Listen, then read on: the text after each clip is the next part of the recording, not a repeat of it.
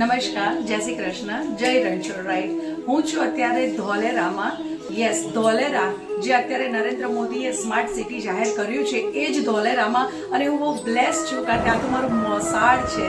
હા, અને અહીંયા આ આપણું જે મંદિર છે, જે રણછોડ રાઈટ તમે જોઈ રહ્યા છો, આજે એનો અન્નકૂટના આપણે દર્શન કરી રહ્યા છીએ દિવાળીના પવિત્ર તહેવારે। પાવન દિવસ છે આજનો દિવાળીનો, અને નવું વર્ષ છે ફેબ।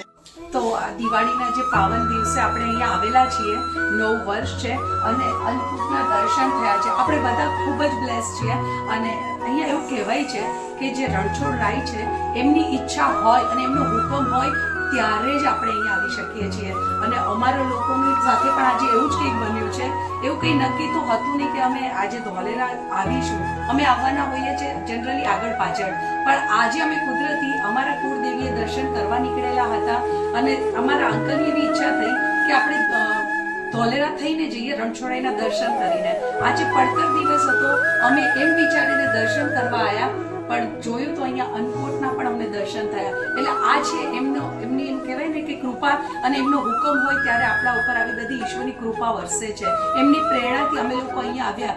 અને આનો તમને એક બીજો પણ જો દાખલો આપું ને, તો એ તમે મારા અંકલના મોઢેથી સાંભળો કે આ દાદાના ચમત્કાર કેવા છે, એમની પ્રેરણા કેવી છે, અને એમના જીવનમાં આ કેવો સાક્ષાત્કાર થયો।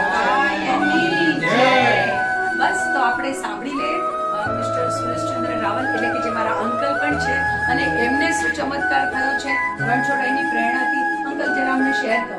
હા, હું કાયમ રાત્રે સમયે હું મંદિરે દર્શન કરવા આવું છું। રણછોડજીની મને બહુ જ શ્રદ્ધા છે, અને જ્યારે પણ હું આવું છું ત્યારે હંમેશા કંઈક ને કંઈક સંકલ્પ કરીને જતો હોઉં છું। આ વખતે હું 15 દિવસ પહેલા આવ્યો હતો, ત્યારે મેં એવું નક્કી કર્યું હતું કે હું હવે જ્યારે આવીશ ત્યારે રણછોડજી ભગવાન માટે ફૂલનો હાર અને પ્રસાદ લઈને આવીશ। આજે મને ખબર નહોતી કે આજે પડતર દિવસે રણછોડજી ભગવાનનો અંકુટ ભરાવાનો છે, પરંતુ અમને અહીં સુધી આવતા સુધી ખબર નહોતી। જ્યારે દર્શન કરવા આવ્યા ત્યારે જ ખબર પડી કે રણછોડજીનો આજે અંકુટ છે।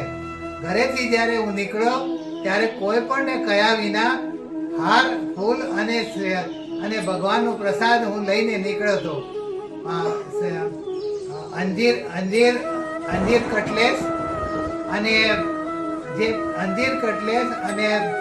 ટોપરા પાક, જે મને પણ ખૂબ પસંદ છે, અને ભગવાનને ધરાવવાની મારી ખૂબ જ ઈચ્છા હતી। એટલે ઘરમાં કોઈને કહ્યા વિના જ અચાનક રીતે જ બધું લઈને અમે અહીંયા આવ્યા। ત્યારે જ્યારે ભગવાનના દર્શન કર્યા ત્યારે અંકુટના દર્શન થયા, અને મેં મારો પ્રસાદ અને ફૂલહાર ભગવાનને જ્યારે ચડાવ્યા ત્યારે મને મારી ઈચ્છા પૂર્ણ થઈ।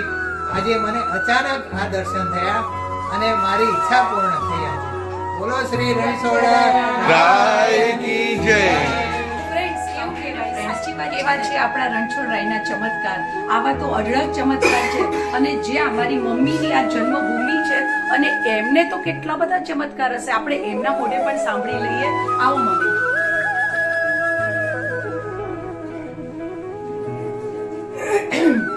બોલો શ્રી રણછોડ રાય જય। હું એટલું જ કહેવા માંગીશ કે મારી જન્મભૂમિ છે, મારા માતા પિતા અને સાથે મોટા થયા છીએ, અહીંયા જ મોટા થયા છીએ, અને એટલી બધી ચમત્કારિક આ મૂર્તિ છે, ભગવાન છે, કે જેના લીધે થઈને હું દર પૂનમ ભરવાથી તમારો બેડો પાર થઈ જશે। અને એકદમ ચમત્કારિક મૂર્તિ છે કે ભગવાનને વર્ષો પહેલા પણ શત્રુઘ્નદાસજીએ મુંદડાચાર્યના ભાખા કાતરી જતા હતા, તો એમ કહી દીધું ગોકુળમાં આવીને કે તું તારું રક્ષણ નથી કરી શકતો તો અમારું કઈ રીતે રક્ષણ કરીશ। એમ કરીને એ જમાનામાં છૂટો ઘા માર્યો તો માથામાં લોહી નીકળી ગયું, ભગવાનને માથામાં ખાડો પડ્યો, અને લોહી નીકળીને રેલો અહીં સુધી આવ્યો। અહીંયા ભગવાનને લોહી નીકળવું, અહીંયા ખાડો પડી ગયો, અને લોહીનો રેલો અહીંયા સુધી આવ્યો। ત્યાર પછી ક્યારેય રણછોડરાયના વાંધા ઉંદર કાપા નથી। આ રણછોડરાયનો ચમત્કાર છે, અને અહીંયા તળાવના કિનારે આ મંદિર છે। આ મંદિર તળાવના કિનારે છે, નયન રમ્ય, બહુ જ સ્થાન સારું છે, અહીંયા રહેવાની મજા આવે એવું છે, સરસ આવવાની મજા આવે એવું છે. અને અહીંયા એટલા બધા સાપ નીકળે આટલું બધું, પણ અમે 7 ભાઈ બહેન અહીંયા મોટા થયા પણ ક્યારેય કોઈને નુકસાન પહોંચાડ્યું નથી, ક્યારેય કોઈને સાપે ડંખ નથી દીધો. એટલો એનો આ ચમત્કાર, આટલો બધો ચમત્કાર છે.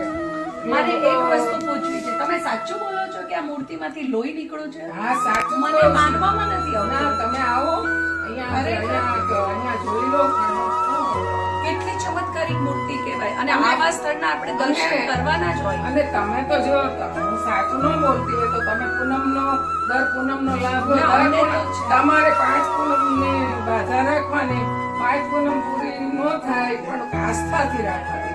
5 પૂનમ પૂરી ન થાય અને તમારો ભાવ અને જે તમે સંકલ્પ કર્યો હોય અને પૂરી ન થાય તો મને યાદ કરજો. ના ના, બહુ સાચી હું વાત મારા છે. માતાજીનો જન્મભૂમિ, મારી જન્મભૂમિ છે એટલે નથી બોલતી. પણ રણછોડભાઈનો ચમત્કાર છે. રણછોડભાઈનો ચમત્કાર. અને અમે અત્યાર સુધી ક્યાંય પ્રચાર નથી કરતા પણ આમ પોતે ખુદ બધાય જગ્યાએ ના, બહુ સાચી વાત છે. આજનો પણ એક એવો દાખલો છે જે આપણે મારા મામાને પૂછીશું કે આજે જેમ આપણે વાત કરીને કે એક ચમત્કારથી સ્વયં પ્રેરણા કરીને એક માણસ અહીં સુધી આવેલા છે. દર્શન તો કરવા ગયા હતા સ્વામિનારાયણ મંદિરે, પણ એમને કંઈક એવી પ્રેરણા થઈ કે મને હજી ધરતી પુકારે છે, અને એ હતા આપણા રણછોડભાઈ. એ શું કિસ્સો છે કે આપણે અહીંયા જે પૂજા કરે છે ધોલેરા રણછોડરાયના મંદિરના મહાન ઘનશ્યામદાસજી, ગોરધનદાસજી, આજનો એવો એક પ્રસંગ બન્યો છે. આજે એક ભગત સ્વામિનારાયણ મંદિરમાં દર્શન કરવા આવ્યા હતા. ત્યાંથી કાંઠા ઉપરથી એમને આ મંદિરની સફેદ ધજા ફરકતી હતી, એના દર્શન કર્યા.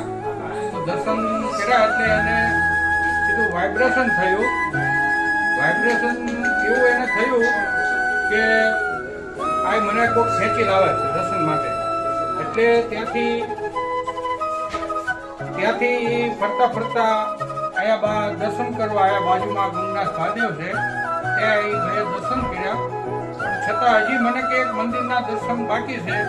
હજી કે પછી પૂજારીને, ગંગનાથ મહાદેવના મંદિરના પૂજારીને પૂછ્યું કે હજી એટલામાં કોઈ મંદિર બાકી છે? તો કે આ બાજુમાં રણછોડરાયનું મંદિર છે. ત્યાં પછી મહારાજે વાત કરી, એમને અહીંના ઇતિહાસની ખબર હતી કે અહીંનો પહેલાંનો 200 વર્ષનો ઇતિહાસ આવો બનેલો છે.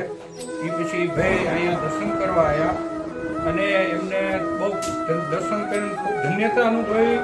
એ પછી બધા એમના ફેમિલીને, બીજા એમની સાથે બધા સગાવાલા હતા, એ બધાને દર્શન કરવા લાગ્યા.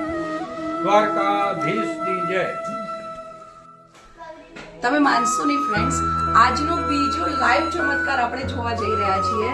મારા મામા સાથે હમણાં જ અમારે વાત થઈ કે અહીંયા એક જૂનો જ કિસ્સો એવો છે કે એક બેન ખાલી આપણા મંદિરની ધજા જોઈ અને કંઈક સંકલ્પ કરીને ગયેલા હતા અને એની ઈચ્છા પૂરી થઈને એમણે કંઈક જલસો કર્યો. તો મને અફસોસ થતો, તો મેં મામાને એમ કીધું કે મામા તમે એને પૂછી ના લો કે એમને શું ચમત્કાર થયો. તો મને અમારી ચેનલમાં કામ લાગે વાત કરવા માટે, મારા દાદાના ચમત્કારો લોકો સુધી પહોંચાડો. આપણે કહીશું તો આપણી એડવર્ટાઇઝ લાગે, પણ જ્યારે ભક્તો કહે છે, એમની શ્રદ્ધાનો વિષય છે, ત્યારે બીજા શ્રદ્ધાળુઓ પણ અહીંયા આવે અને એમની મનોકામના પૂરી થાય. બસ આપણા દાદાને આપણે લોકો સુધી પહોંચાડવા છે, લોકોની મનોકામના પૂરી થાય એના માટે. તો આપણે એમની સાથે જ વાત કરીએ. સાહેબ, તમારું નામ શું છે? મારું નામ હરિશ્ચંદ્રસિંહ કેશુભાઈ ચુડાસમા. અચ્છા. હું અહીંનો ધોલેરા રહેવાસી છું. હા અને મારે 200 વર્ષ પહેલા હા લોકો બહુ જ અહીંયા આવતા હતા, પબ્લિક બહુ જ આવતી હતી. અને પુરાણી એક દાદા મને મળ્યા, હા. મને કે તમે એની શ્રદ્ધા રાખો હા. અને વિશ્વાસ રાખો, તમારું કામ થઈ જશે. બરાબર. પછી મેં બરોબરનું અહીંયા આગળ આવ્યો, મહંતસિંહને પૂછ્યું, ઘનશ્યામ મહંતસિંહને. હા. તો એને કીધું કે આ પુરાણી 200 વર્ષ પહેલાનું છે, બરાબર. તો આની શ્રદ્ધા તમે રાખો તો તમારું કામ થશે. એટલે મેં શ્રદ્ધા રાખી. મેં મારા છોકરાના ઘરે એમ કે છોકરાનો જન્મ થાય હા તો એમ કે મનોકામના જે મારી છે હા. એ હું તરત અહીંયા આગળ બધી અર્પણ કરીશ. એટલે મેં મારી રીતે મેં એક નક્કી કર્યું કે અહીંયા શું કરું. તો મહંતસિંહને કીધું કે તમને જે યોગ્ય લાગે એ કરો. તો પછી મેં કહ્યું કે હું અહીંથી ઘરે ગયો, એટલી જ વારમાં મને ત્યાંથી સમાચાર આવ્યા કે ભાઈ તમારે ત્યાં આગળ એમ કે દાદા બની ગયા છો અને તમારે જન્મ કે બાબાનો થયો. બહુ એટલે સરસ, હું બહુ સરસ. ધન્યવાદથી હું તરત મહંતસિંહ પાસે આવ્યો. મેં કીધું, મહંતસિંહ આવી રીતનું છે, ખડકા વગાડો, મંદિરના દરવાજા ખોલો. ઓહો. ખોલી અને પછી મેં પ્રાર્થના કરી કે મારી મનોકામના મારી પૂરી થઈ છે. જેથી પછી મેં મહંતશ્રીને મેં જે મારું ધાર્યું હતું એ કામ કર્યું અહીંયા અને બહુ સરસ રીતે મારે અહીંયા આગળ ત્યારનું સતત અહીંયા આવરો જવરો ચાલુ છે. માતાજી ભગવાન પાસે હું પ્રાર્થના કરું. અને તમે કંઈક 500 માણસ લાવીને અહીંયા હા, જશો એ શું? જે મારું એવું હતું એક વિચારણા એવી કે બર્થડે મારા જન્મદિવસ એમ કે છોકરાનો તેની જન્મદિવસ હા આવ્યો 1 વર્ષ પછી એટલે તરત જ મેં અહીંયા ગયો સંકલ્પ કર્યો હા. કે આપણે બર્થડે તો બધા ઘરે ઉજવીએ છીએ, આ બધું કરીએ છીએ, પણ મેં કૃષ્ણ એમ કે ઠાકોરજી પાસે એનો જ પ્રસાદ છે, એનો જ આપેલો પ્રસાદ છે, પ્રસાદ તો છે, આપણે તેને ત્યાં આગળ આપણે- ધજા ચડાવી અને બધા એમ કે આનંદથી એમ કે બર્થડે ને એવું બધું ઉજવીએ. પછી અહીંયા ઉજવ્યું અને આ સત્સંગ બહુ સરસ રીતે કર્યો. 700 માણસોને જમણવાર કરી અને મને ધન્યવાદ મળ્યો. બહુ સરસ. આપણે રણછોડરાયની જય બોલાવીએ. જય રણછોડરાય. જય.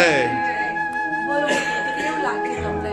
છે ને દાદાના ચમત્કાર. તો તમારા પણ કે બીગડી બનાને વાલે તો યહાં પે બેઠે હૈ. તમારા પણ કઈ સંકલ્પ છે તો જરૂરથી પૂરા થશે. તમારા પણ